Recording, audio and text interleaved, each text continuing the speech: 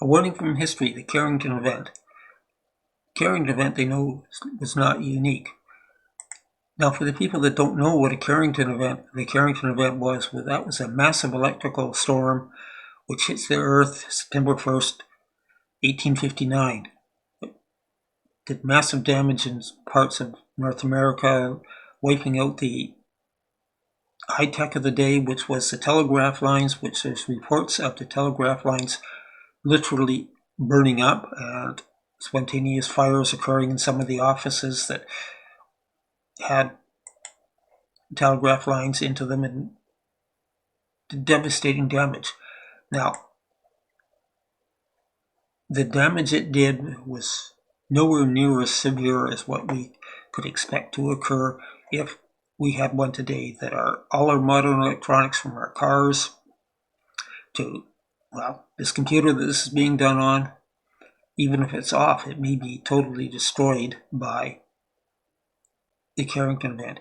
It would also almost certainly destroy the cell phone network and many people's cell phones, which from my perspective, that would be a great thing, but the cost would be pretty horrendous.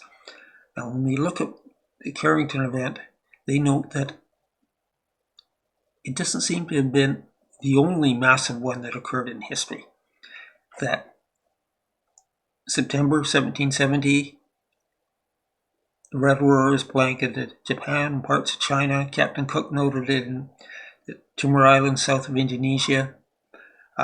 There's drawings that indicate sunspots larger than the Carrington Event sunspot, which would indicate that it was going to be considerably, it would have been a much more devastating one. Now, in 1770, there weren't a lot of cell phones around, so they weren't particularly damaged, obviously, but today, that's a different experience. That another one that more recent that we could probably think of is, a lot of people are aware of what's referred to as the Quebec Blackout, which when a solar storm hit and destroyed a number of electrical transformer stations, and basically the eastern third of North America a lot of it was out of power because of this. That it can be devastating, it can cause some major problems, and we really need to be more prepared for the possibility of this event.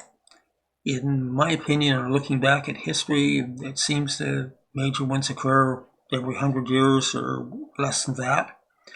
And they're as unpredictable when they're going to hit as the big one, or the big earthquake that they keep talking about that's going to hit Western North America someday. Yes, it probably will. Maybe in my lifetime, maybe not. Don't know.